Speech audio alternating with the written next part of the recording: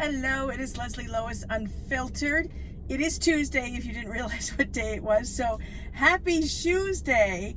Now, here in Tucson and in southern Arizona and Phoenix and stuff, we are getting quite a bit of a heat wave. Now, it is the end of April, granted. Usually we'll hit 100 degrees sometime in May, but it looks like that's not going to happen. In fact, yesterday, Phoenix hit 100 degrees, and it looks like we're going to hit at least 100 this week. In fact, the record in April, the highest temperature is 104, and we could tie it or even break it this week. So it is definitely really hot this week, really early, and I'm just going to leave that right there, that it's really early for this type of heat. So people are definitely thinking about cooling off and pool weather. So that's what part of why I'm picking the shoe I am picking to highlight for Happy Shoesday, because these are perfect pool shoes, pool like sandal, flip-flops, whatever. And oh, they're so cushy, and they're really soft, and they dry fast and stuff. Yeah, so I need to bring these out now, because if I want to go outside, I definitely want to have these be by the pool and have something like this right there. It was funny, this morning I went walking. I walk every morning, and we decided to start walking earlier because it's getting so warm so fast. So we went walking at 7:30 this morning. When I left, I checked the temperature. It was 67 degrees. We walked pretty long. We actually walked for 50 minutes, walked just over 3 miles. When I got back in, I checked the temperature on our way around. It was up to 75 already. Yeah, so basically we have to do what we do in the summer a little earlier. If you want to do stuff outside, you do it earlier or you do it at night. Though last night we walked and it was 82 degrees. It was still a little warm, but yeah, if you're here in Tucson and you've lived here for any amount of time, yeah, we deal with it. It's just we're not expecting it to be so hot so fast, so early in the season.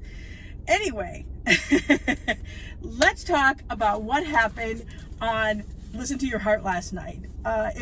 Interesting twists on stuff. So Chris Harrison comes in and tells everyone, basically, you have to have some hard conversations with each other about whether or not you think you could, coupling up together, that you could do this outside of the house. Because the next time he saw them, he only wants the couples that are, feel that they can move forward outside of the house to be there. So basically you have to have some hard conversations. Okay, so that's what we learned. So after that, the girls are all talking, and Julia goes to Savannah and was very honest to her about Brandon and what Brandon had told her and stuff, and that he kind of wanted to still pursue something with her, even though he had given Savannah his rose, right? So she's like really upset about this, and I believe his name is Gabe. I'm looking at my notes. Yeah, so Gabe is another guy on the show, another musician and stuff, and he had picked somebody else, gave her his rose, but he really wasn't that into her. So it's my air conditioning kicking in, and he actually really liked Savannah, so he wanted to talk to Savannah to see if there's, maybe he can move forward with her. So she's like crying and stuff because she just found out about Brandon, so she's not in the good headspace. And he comes and sits down and basically says to her, it's either I go forward with you or I go home.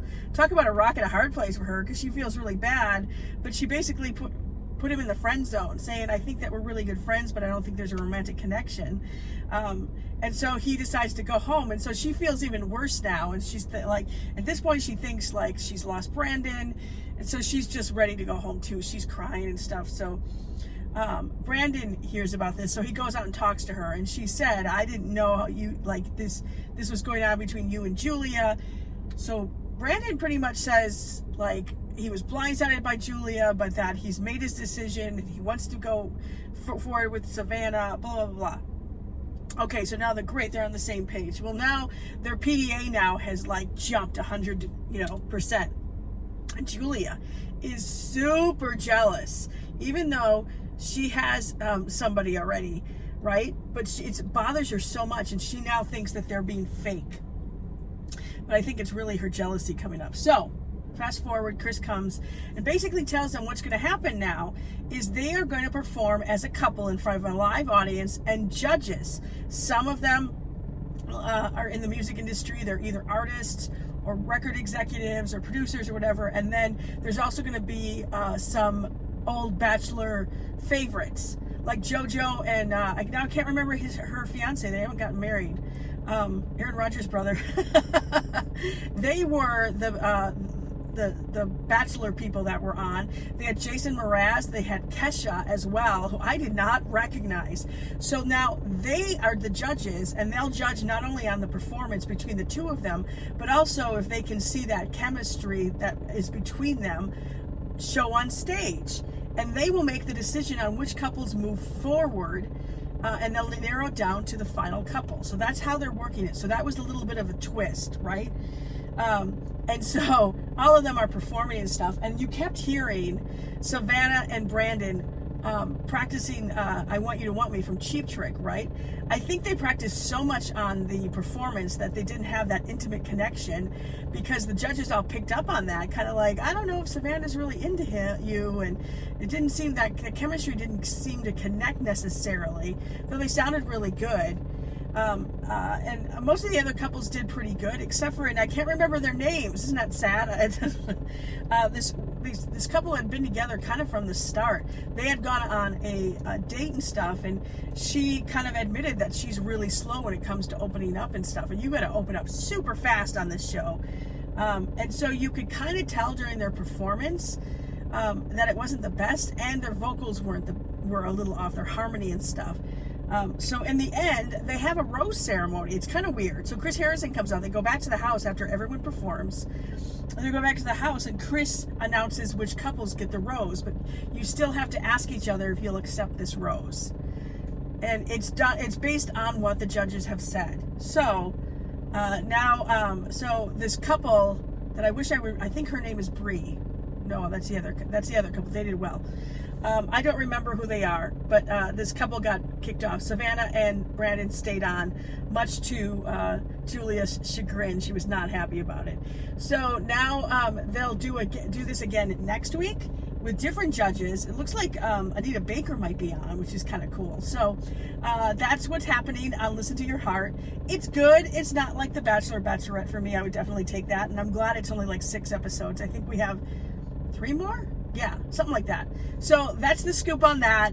I don't know what your take is on all of it. Jamie drives me nuts. She's super over dramatic, and I also think that Julia is over the top and super jealous, even though she won't admit it. So those are my thoughts on what happened yesterday on Listen to Your Heart. And I will talk to you again on my next Leslie Lois Unfiltered. I'm hoping, because the end of the week is May, that I can try to get my friend Patricia Kirkman on, the numerologist, so that we can talk about what does May have in store for us. Hopefully it'll, I think that there's light at the end of the tunnel. So crossing our fingers. Hopefully I can talk to her this week. All right, I'll talk to you again on the next Leslie Lois Unfiltered. Bye.